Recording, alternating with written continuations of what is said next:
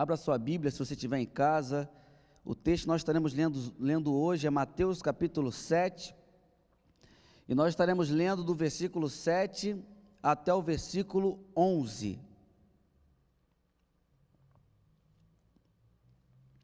Mateus 7, de 7 a 11.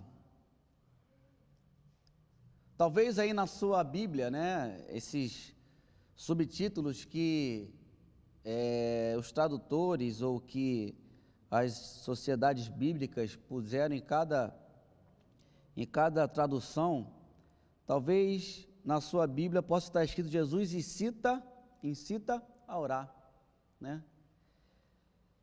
E é sobre isso que eu quero meditar com você nessa noite, meu querido. Eu quero pensar com você nessa noite sobre a persistência na oração. Porque não basta apenas orar.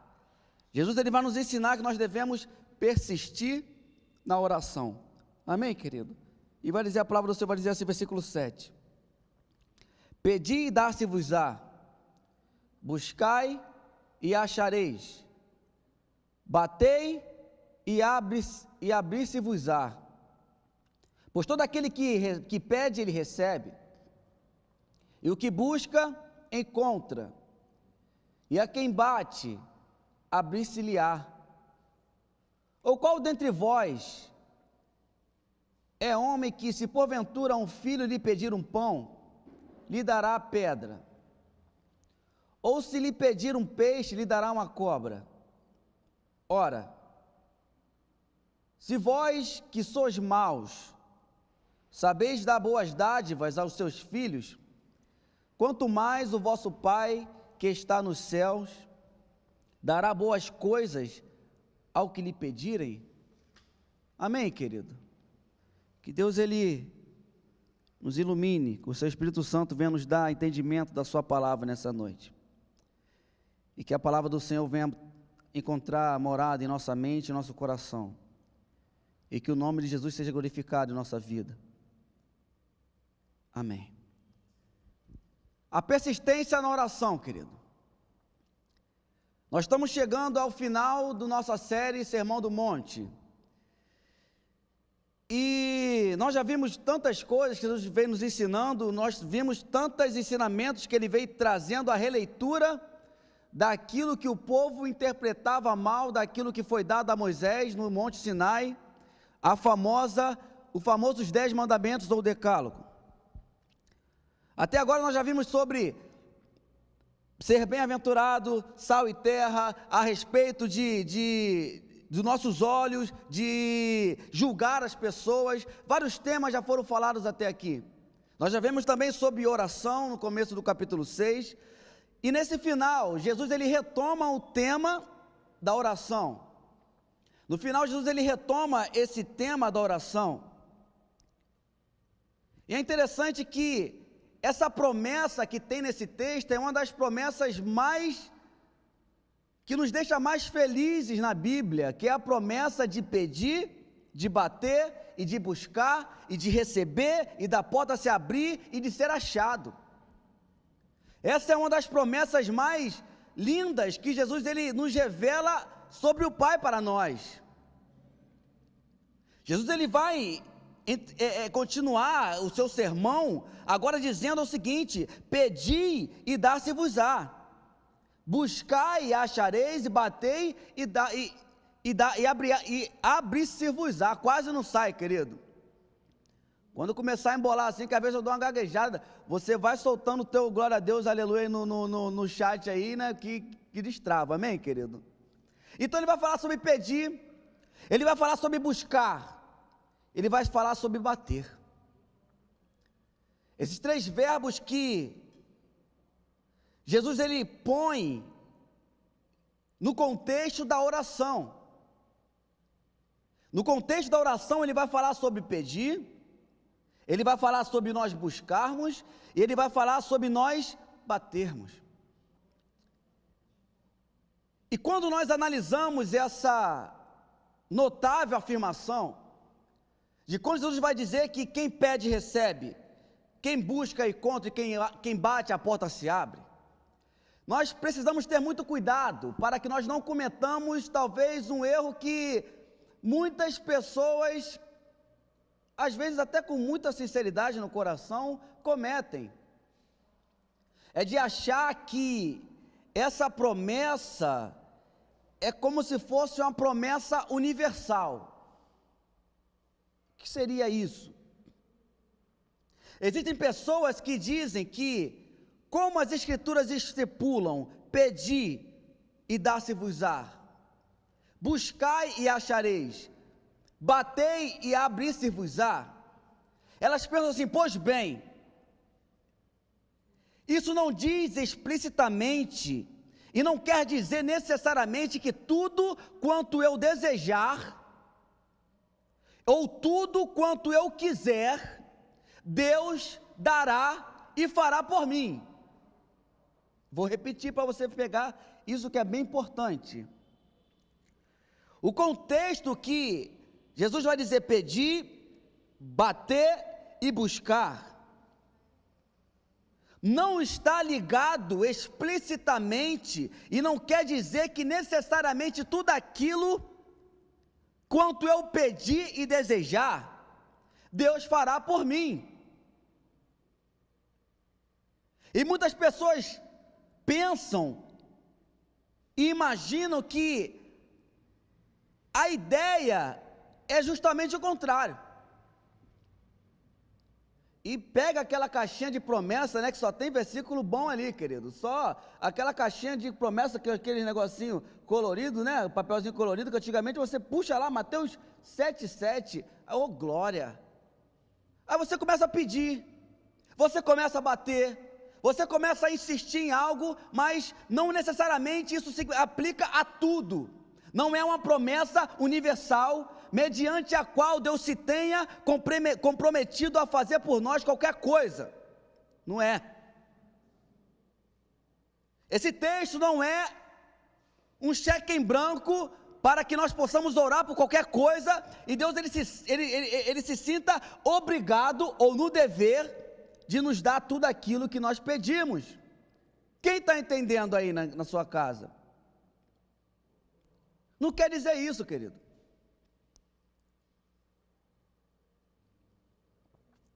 Essa declaração está longe de ser uma promessa universal. Ela está longe de ser algo que uma palavra mágica ou uma reza de qual que nós tenhamos que toda vez lembrar a Deus a oração. Deus, mas você falou que se pedir, se bater e se buscar. Como se Deus ele tivesse Alzheimer, ou como se Deus ele tivesse problema de memória. E precisasse ter lembrado toda vez disso, e como se fosse uma chancela para que você pudesse pedir o que quisesse, e Deus fosse obrigado a cumprir a sua palavra, e cumprir tudo aquilo que você deseja, querido. Não é nesse contexto. Talvez esse contexto seja mais para o gênio do Aladim do que para Deus. Naquele que você esfrega, e você tem 3 pedidos, 3 desejos, aquilo que você pede, ele vai lá e atende. É necessário, não só nesse texto, mas em toda a Bíblia, é necessário nós entendermos qual é o contexto e onde se encaixa cada texto, para que nós não possamos ter uma interpretação errônea daquilo que Jesus queria dizer. E o contexto que esse texto, né? Você entendeu, querido? Vamos continuar, né? O contexto que esse texto, né, que Jesus ele faz essa declaração, é no contexto do Sermão do Monte. E você vai estar esperto já, que nós já temos algumas semanas estudando esse sermão, que esse sermão ele não começa aqui. Nós já vimos muitas coisas para trás, de maneira que como devemos ser, como nós devemos agir no mundo, como que Deus espera que nós agimos diante dele e diante das pessoas, ou seja, muitas maneiras que, como o cristão deve ser, resumidamente. O Sermão do Monte é explicitamente o que você e eu devemos ser como crentes. E ele vai dizer, ou colocar a nós, à nossa frente, ou jogar na nossa cara, no bom sentido, como que é a lei moral de Deus, ou seja, o que Deus exige na sua lei moral, e quanto a quem nós estamos dela. Porque a interpretação que ele vai começar a dizer, como nós vimos algumas semanas atrás, é que ele vai dizer que se eu não tiro a vida do outro, eu não mato. Jesus vai dizer o seguinte, que a intenção do seu pensamento já torna você um assassino. A intenção do seu coração e do seu pensamento já nos torna adúlteros. Então, Jesus, ele aumenta o sarrafo, ele eleva a interpretação e o que a lei moral de Deus exige, e isso nos mostra quanto a quem ou quanto distante nós estamos dessa lei. Porque, meu querido, eu não sei se você já pegou o sentido disso aqui, é que não se trata de você não matar um dia, ou se você não adulterar um dia, no pensamento, no coração, ou não trata de você não julgar uma pessoa um dia. A lei moral de Deus exige que você seja isso em todo o tempo. Amém ou não amém, querido? Dá um glória, está entendendo? É todo o tempo, querido. É em todo o tempo, você deve ser tudo aquilo que está em Mateus 5 a Mateus 7, nesse sermão, e eu vou falar para você com toda a certeza do meu coração, eu e você não conseguimos ser isso o tempo todo.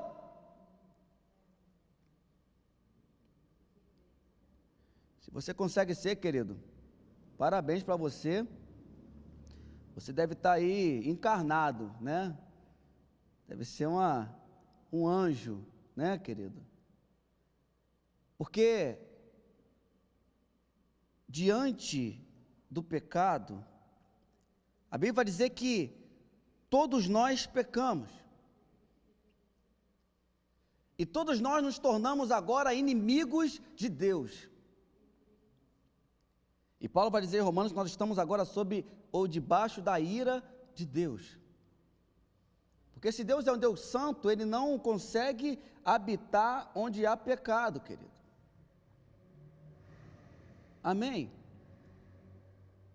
Então, quando Jesus ele profere essa sentença, quando Jesus ele começa a incitar as pessoas, os discípulos a orarem, ele está dizendo nesse contexto, porque até aqui, o que ele falou no 5 e no 7, é como se ele estivesse dizendo assim, ó, até aqui, tudo que eu falei, você tem a capacidade de olhar para si, e reconhecer em si que você não pode ser aquilo que a lei moral de Deus exige. Ao olhar para o que eu estou falando aqui, será que você tem a capacidade de se olhar no espelho e de reconhecer quão pecador você é?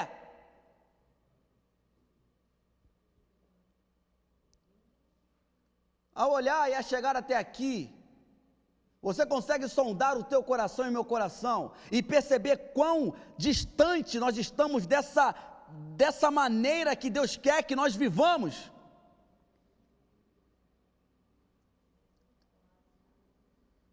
Porque é nesse contexto que ele começa a dizer, incitar a oração, meu querido.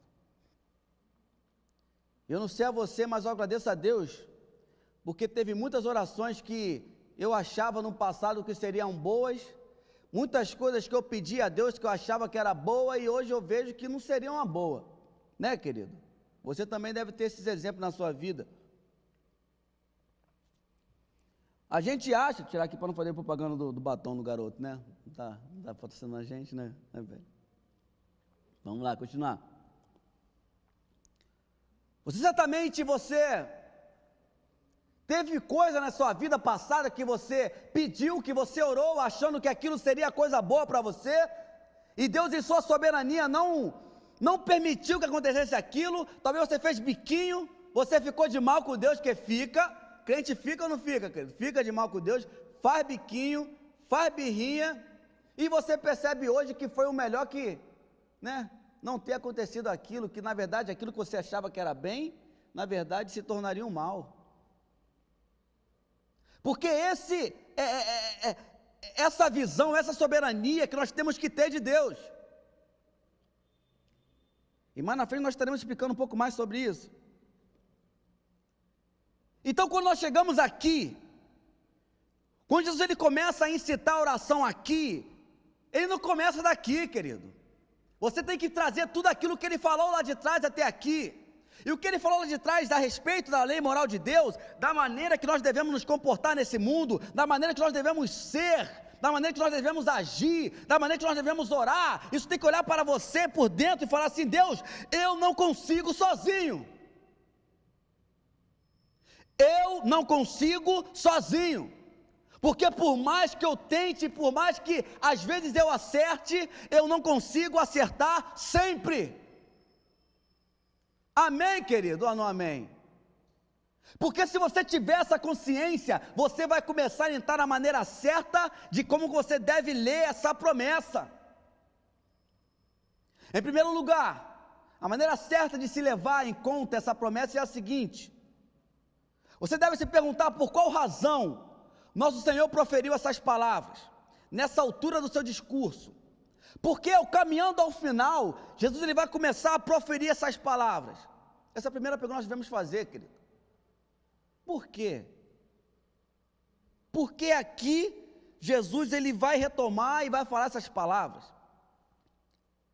Por que elas aparecem nesse estágio específico do Sermão do Monte? Porque Jesus, ele aparentemente, ele quer retomar o tema da oração. Será que ele deixou de falar?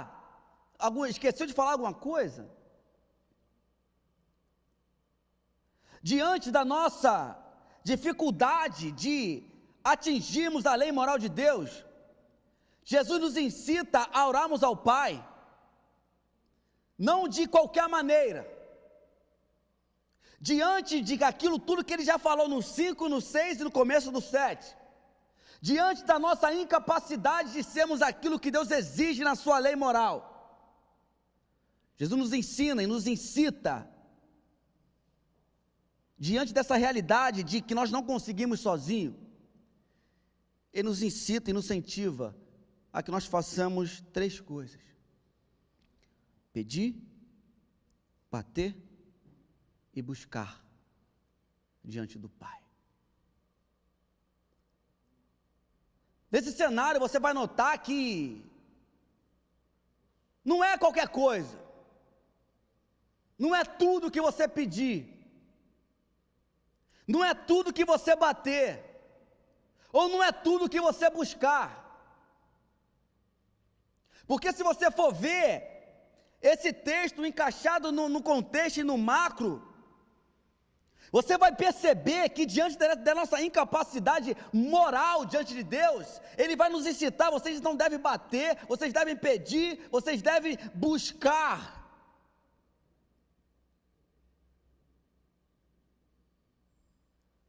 Porque ele vai dar uma chave, ele vai dar uma promessa.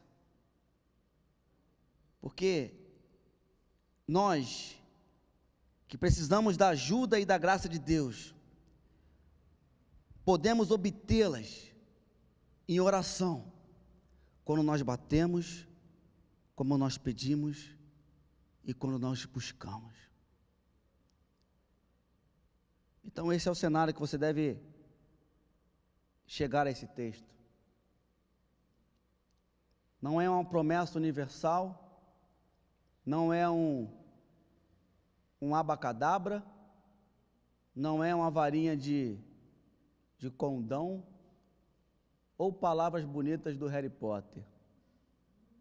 Lingave leviosa, não é isso? Não é, querido.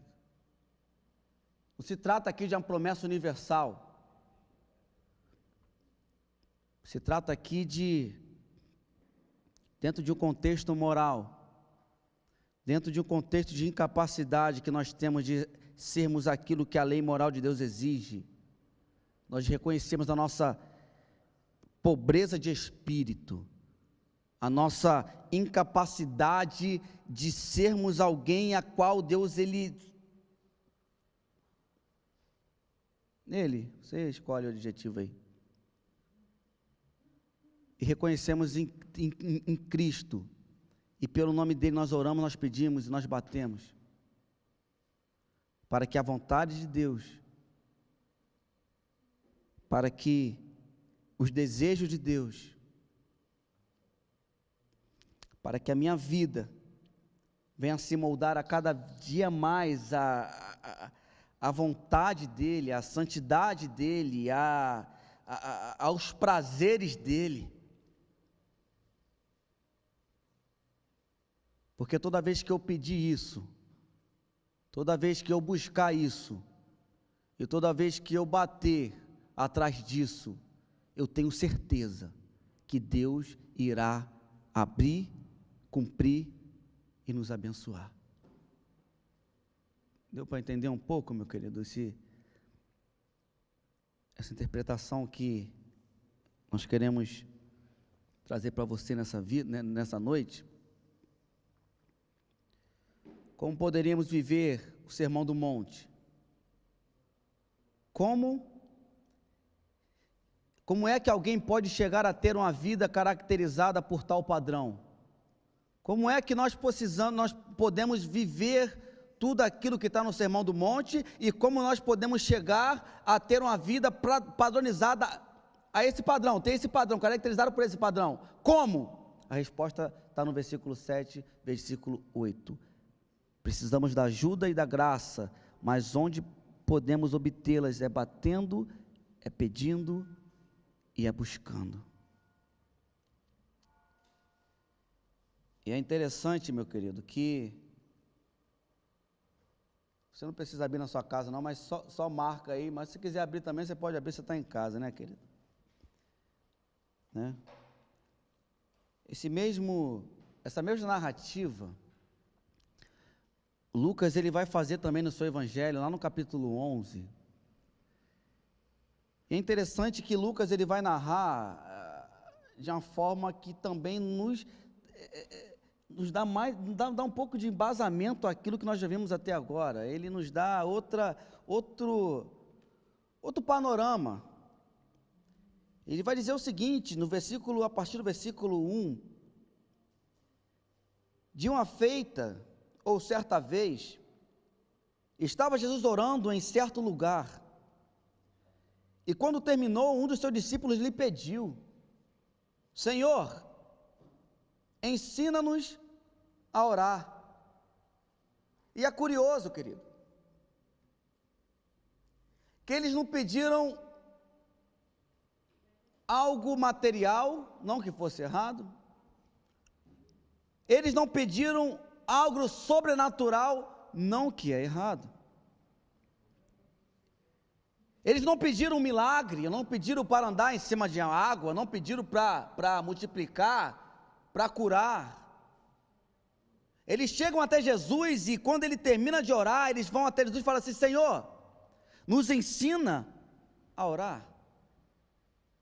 Porque eles reconheciam que essa relação de Jesus com a oração era algo que o fazia ser quem ele era. Versículo 2 vai dizer então que ele os ensinou, ele começou a falar e a ensinar a oração que é famosa em todo o mundo como a oração do Pai Nosso. Ele vai dizer: Pai, santificado seja o teu nome, venha o teu reino, o pão nosso do cotidiano nos dá-nos hoje em dia, perdoa nossos pecados, pois também nós perdoamos a todos que nos devem, e não nos deixe cair em tentação. E Jesus ele termina de dizer isso, e ele já começa a contar uma parábola. Ele vai começar a dizer que Jesus lhe disse ainda: qual dentre vós, tendo um amigo, e este for procurá-lo à meia-noite, e lhe disser: amigo, vamos lá, à meia-noite, querido, chega um amigo, bate na sua porta e fala assim: amigo, me empresta 3 pães, pois um amigo meu, chegando de viagem, procurou-me, e nada eu tinha para oferecer a ele.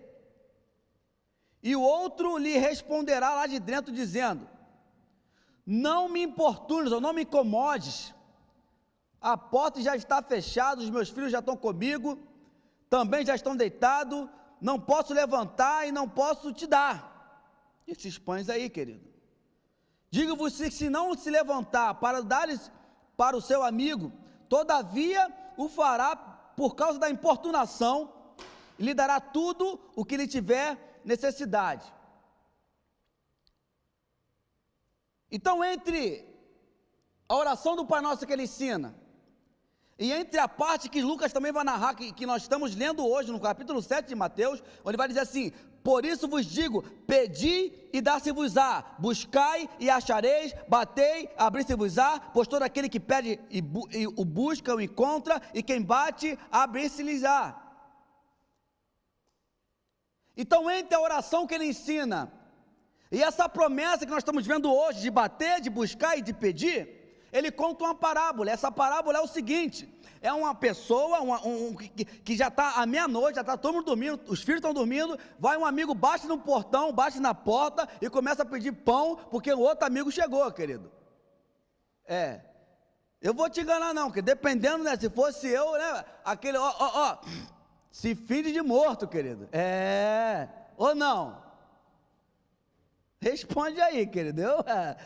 Meia-noite, querido, a gente dorme cedo lá, parceiro. Não vem nessa não.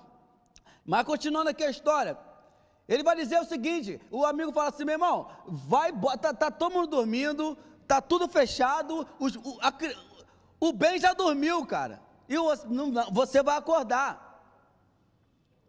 Mas Jesus vai dizer que de tanto esse amigo começar a insistir, começar a bater e não desistir daquilo, se não for de uma maneira ou de outra, esse amigo ele vai falar assim: cara, eu vou ter que atender esse rapaz, senão ele não vai parar.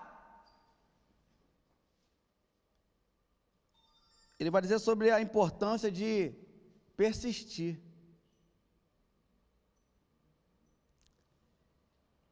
E nessa persistência em oração,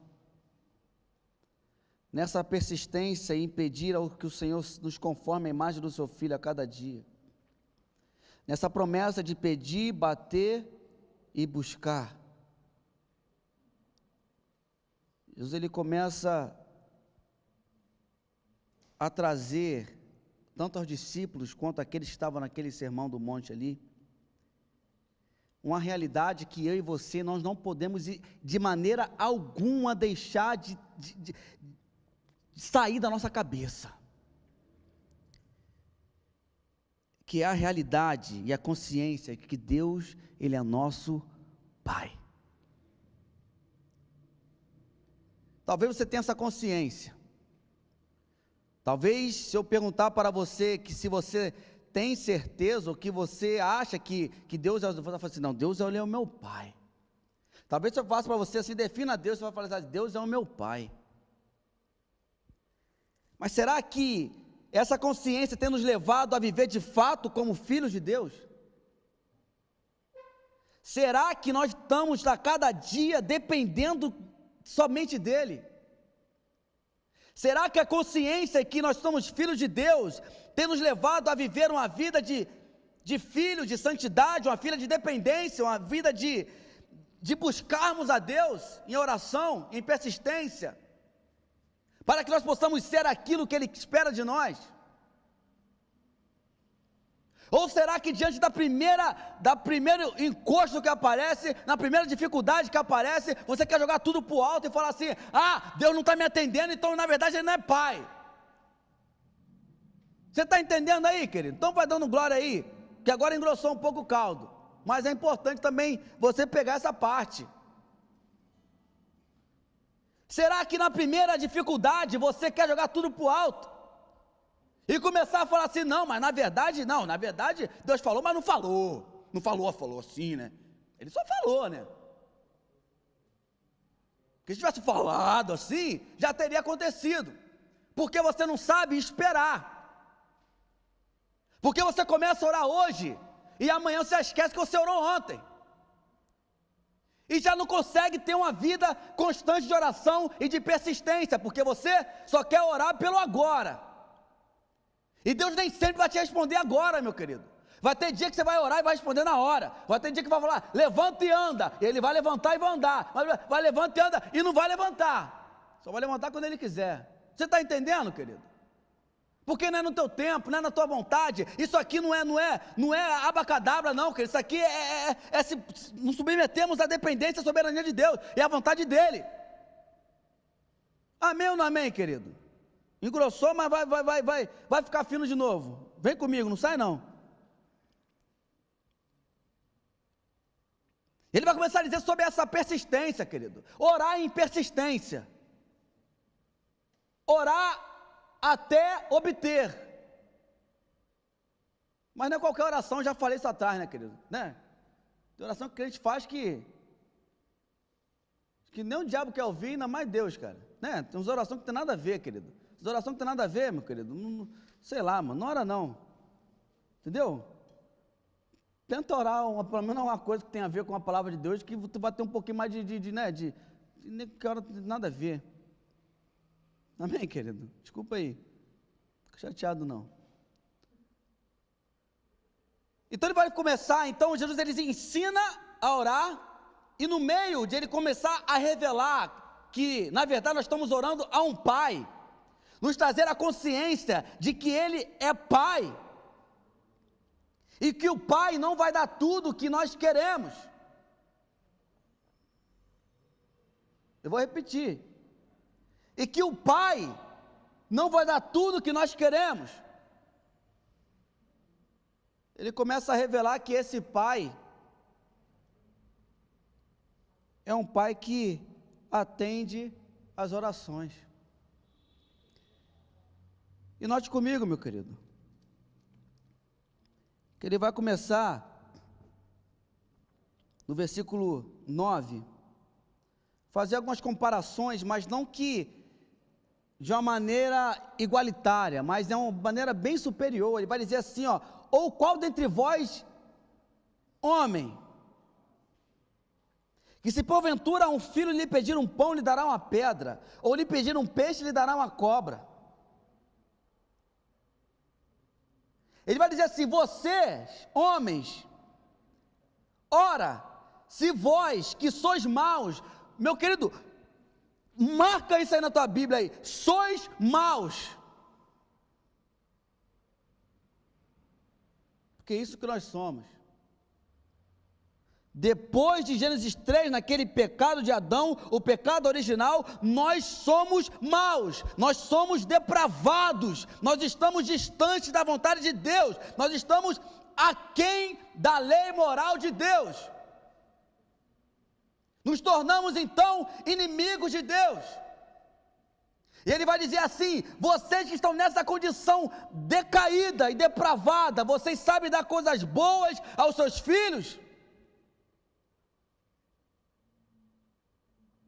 Quanto mais o vosso Pai, que está nos céus, também nos dará coisas boas ao que lhe pedirem. Se nós, humanos depravados, conseguimos de tal forma dar coisas boas aos nossos filhos, imagine Deus que não é mau, mas é um Deus bom, de infinita bondade. Será que Ele vai deixar de dar algo que vocês lhe pedirem, boas coisas? A resposta aqui é retórica, querido, é um não. Ele não vai deixar de dar coisas boas àqueles que lhe pedem. E que coisas boas são essas, querido? Vou falar de novo, para você não entrar na viajante aí, achando que isso aqui é a palavra mágica, que daqui para frente é só vitória, que não é, querido. Aprenda também a perder também. Amém? Vou falar de novo. Que coisas boas são essas? Tudo aquilo que nós já viemos falando há semanas aqui, querido. Quando ele vai dizer que nós devemos, que aquele rapaz ele importunava, ou ele pedia, insistentemente, é como se estivesse mendicando. E se você teve aqui na primeira mensagem, que foi sobre pobre de espírito, você vai lembrar que uma das definições de pobre é aquele que mendiga, ou aquele que não tem e precisa do outro para ter. Então, quando vai dizer que aquele que importuna, aquele que mendiga, é aquele que reconhece que Deus, sem você, eu não consigo. Eu não consigo. Porque o bem que eu quero fazer, eu não faço. E o mal que eu tanto detesto, o mal que eu tanto recrimino, eu não consigo, é o que eu faço. E quando nós chegamos a esse estágio de declarar que miserável homem quem sou, é aí, é nesse ponto, é nesse momento que você deve pedir, você deve buscar e você deve bater. Porque é aí que ele vai abrir a porta, aí que ele vai te dar coisas boas e vai te dar bênçãos sem medidas, meu querido. Mas é nesse ponto. Quem está entendendo? Eu vou parar, querido. Eu vou parar e vou concluir. Então Jesus ele nos ensina a orar. No meio disso tudo, ele vai dizer que nós devemos insistir. E ele termina dizendo que nós devemos pedir, buscar, bater, porque todo que pede, recebe. E todo que busca, encontra, e quem bate, se abre a porta. Por quê? Porque quem pede, recebe, quem busca, encontra, e quem bate, a porta se abre. Por quê? Porque Jesus estava nos ensinando aqui, e nos incitando a orar, porque Ele conhecia aquele que está do outro lado da porta. Eu vou repetir para você.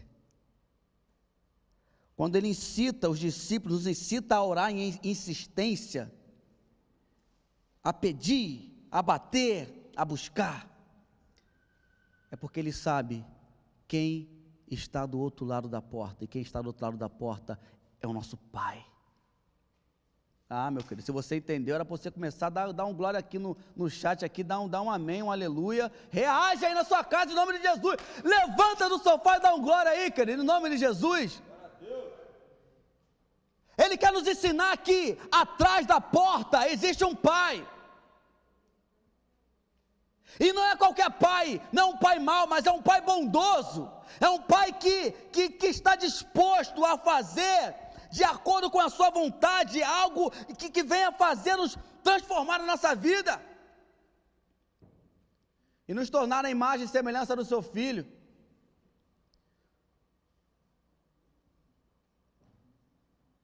Por quê, meu querido? Ele vai terminar dizendo assim: ora, vós que sois maus, sabeis das boas dádivas aos vossos filhos, quanto mais o Pai Celestial lhe dará o Espírito Santo àqueles que pedirem. Eu não vou entrar isso aqui agora não, querido, mas se você tem aquela visão universalista de que Deus ele é Pai de todo mundo, eu não vou entrar isso agora não, mas isso aí não é verdade não, querido. Aos que nele creram, nele quem? Jesus, e foi dado o poder de serem feitos filhos e filhas de Deus. Então aquele que não crê não é filho. Então, querido, se você não crê, nessa noite é o dia que você se tornar um filho de Deus. Amém, querido? Porque não é esse universalismo de que Deus é Pai de todo mundo, não é. Não é. A todos que creram quem? Em Jesus, lhe foi dado o poder de serem feitos filhos e filhas de Deus. João 1. Então aqueles que estão em Cristo, aqueles que por Cristo têm essa persistência em oração, não é orar um dia só, querido. Talvez você começou o ano falando assim: esse ano eu vou ler a Bíblia toda, né? Chegou em Números, tu bugou, querido, bugou, Começou fulano, gerou cicrano e beltrano, tu já estava entendendo nada, tu fechou a Bíblia e nunca mais voltou. Ou você falou assim, talvez assim, caramba, essa semana eu vou fazer um jejum, ou essa semana eu vou tentar ser melhor nisso aqui. E você ficou uma semana boa, mas daqui a pouco tu ficou, não vou falar isso não, mas vou falar, né? Ficou endemoniado, sei lá, ficou todo doido de novo lá, começou a pecar daquilo que estava que não queria fazer. E talvez você deixou de orar por isso. Nessa noite, Jesus, ele nos mostra a sua palavra, que nós devemos persistir em oração, porque atrás de cada oração, do outro lado da linha, ou do outro lado da comunicação, nós estamos falando com Deus que é Pai. E esse Deus que é Pai está disposto a, nessa noite, abrir a porta para mim e para você, para que nós possamos ser a imagem e semelhança do seu Filho. Amém ou não amém, querido? Era para você dar um glória nessa terra aqui, para a gente terminar com essa fala, meu querido. O que está envolvido nessa promessa é 2 pontos. Pensamos qualquer coisa que nos seja proveitosa, qualquer coisa que contribua para aproximar a salvação das nossas almas. Pensemos para a nossa perfeição final, qualquer coisa que nos aproxime mais do Senhor, e qualquer coisa que expanda a nossa vida, que nos faça progredir espiritualmente, qualquer coisa semelhante a essa, Deus fará com você e por mim nessa noite. Porque nessa noite Ele está disposto a abrir a porta. Ele está disposto a ser achado por nós. Buscar-me-eis e me achareis, quando me buscares de todo o vosso coração. Só para não ficar nenhuma dúvida, isso também não significa de que outras orações, sem ser orações pedindo crescimento espiritual, ou orações de disciplina espiritual, ou orações de conformidade àquilo que Jesus falou até aqui no Sermão do Monte, não sejam orações que Deus ele não vai responder. Ele responde essas orações sim. Amém, querido? Só para você não ficar com essa dúvida no teu coração. Mas eu quis trazer para você aqui o contexto de quando ele chegou aqui, que o principal que Jesus estava querendo dizer aqui era nos revelar que nós temos um Pai. E um Pai que nos ajuda, porque Ele sabe que nós não conseguimos sozinhos ser aquilo que Ele deseja que nós fôssemos. Por isso Ele enviou o Filho dEle por mim e por você, para que nele nós possamos ser chamados filhos e filhas de Deus. Que Deus abençoe a sua vida, meu querido, que Deus enche a sua vida de graça, enche a sua vida de misericórdia e enche a sua vida dessa palavra. Que nessa noite você venha reconhecer o seu pecado, que você venha reconhecer quão longe do padrão de Deus você está, e que você venha pedir, venha buscar e venha bater, porque o Deus de misericórdia e de graça, Ele está disposto a abrir os céus e mudar e transformar a sua vida e fazer você a semelhança de Cristo. Deus abençoe a sua vida. Amém. Olha, você que é CIB, você que aprendeu a amar essa igreja, nós gostaríamos de levar o Evangelho um pouco mais adiante. Então eu gostaria que você também se inscrevesse no canal, desse um like lá pra gente, espalhasse com a sua lista de amigos, porque a gente precisa pregar o Evangelho, é você que está fazendo isso, é tão fácil. Ajude-nos a levar um pouco mais a palavra de Deus. Que Deus te abençoe. CIB, a igreja que ama e abençoa.